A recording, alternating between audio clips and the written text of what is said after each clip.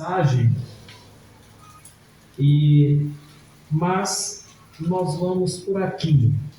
Aleluia. Deus sabe de todas as coisas. Aleluia, glória a Deus. Porque, na verdade, o meu primeiro plano era deixar o Josué pregar mesmo, né? Porque ele que estava na programação para pregar. Que José, você é o pregador. E aí ele disse, não, pastor, fique à vontade.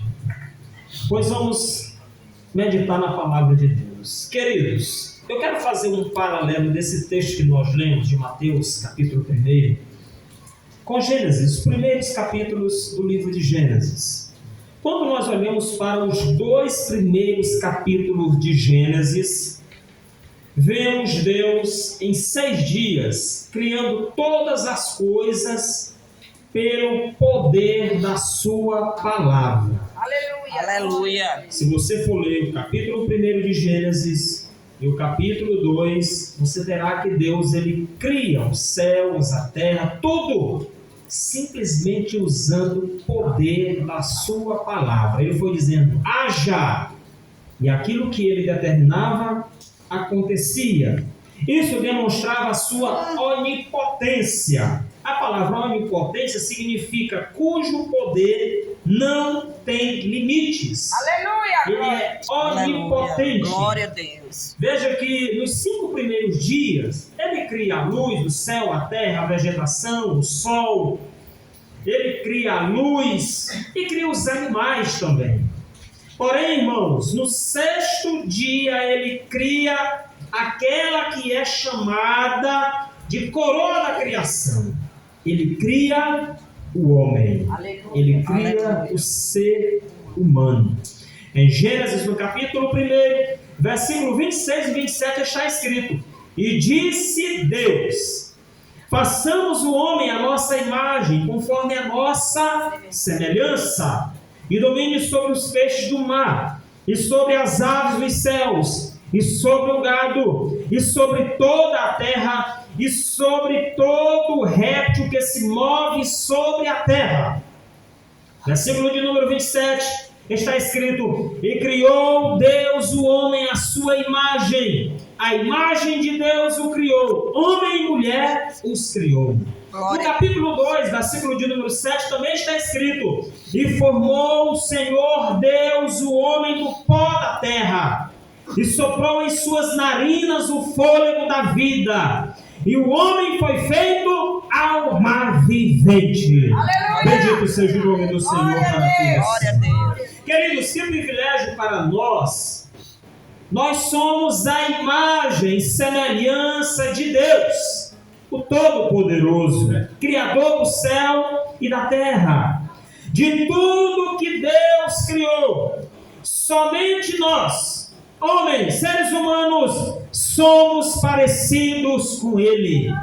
E há de se destacar aqui, irmãos, quantas espécies viventes de animais, seja de qual categoria que você lembrar aí agora, quantas espécies existem no mundo? Não sei nem se todas são catalogadas, mas existem muitas, mas somente ao ser humano, a mim e a você, a nós. Aleluia. Nós fomos feitos imagem e semelhança do Deus vivo, do Deus Todo-Poderoso.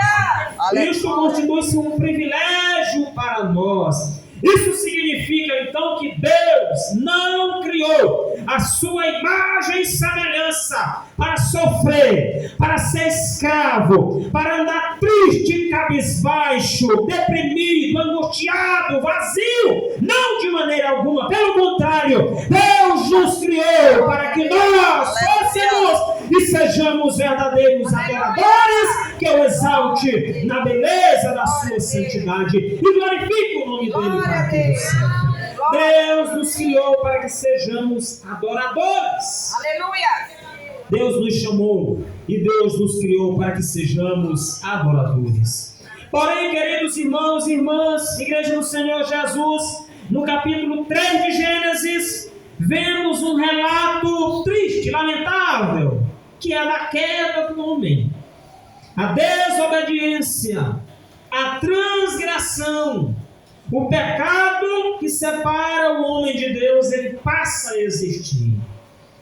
Porém, nós vemos que no Evangelho de Romanos, capítulo 5, versículo 12, está escrito, o apóstolo Paulo escrevendo aos irmãos em Roma, ele diz: portanto, agora, como por um homem entrou o pecado no mundo, e o pecado a morte, assim também a morte passou a todos os homens. Por isso que todos pecaram.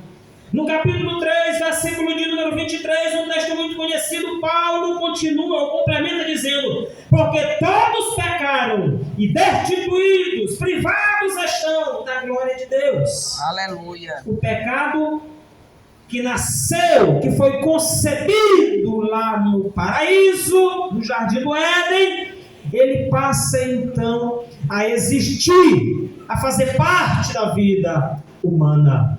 E aí, queridos, há de se ressaltar que Deus, ele não tem compromisso com o pecado. Deus até ama o pecador, mas ele aborrece o pecado. Ele não tem compromisso com o pecado. Ele não tem negócio com o pecado. Ele não tem acordo com o pecado. Por quê, pastor? Porque o pecado faz separação entre o homem e Deus.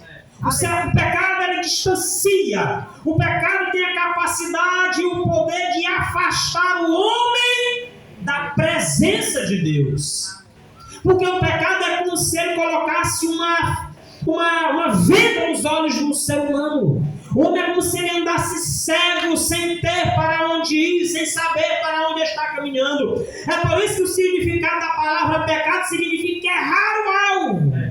Aleluia. Perder o alvo de vista. Errar o caminho, mudar de direção. Enquanto o Senhor está dizendo: vem, o caminho é esse, meu filho, este é o caminho, minha filha, o caminho é por aqui. O pecado, ele consegue desvirtuar o homem para outro caminho distante de Deus. Então nós agora nos encontramos nessa situação.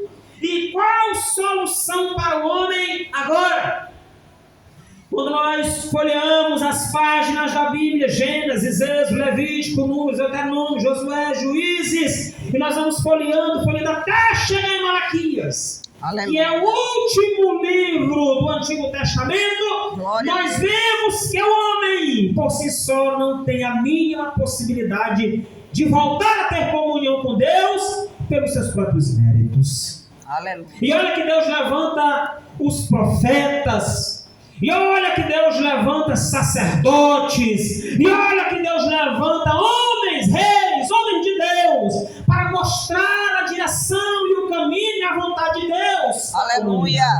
Mas infelizmente o homem continua se distanciando, Glória. continua se afastando. Que solução existe agora? Que solução a humanidade, essa coroa da criação de Deus poderia ter?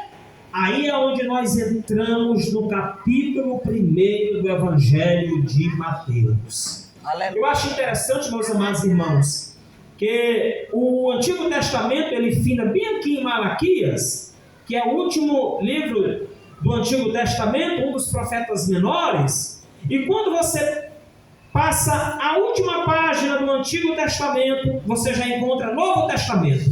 Essa palavra significa nova aliança. Aleluia. Quando você vira a página da nova aliança, você já encontra o Evangelho de Mateus. Aleluia. E logo no primeiro capítulo, o Senhor responde a esta pergunta: enquanto que o homem se afasta da minha presença, eu vou prover a solução.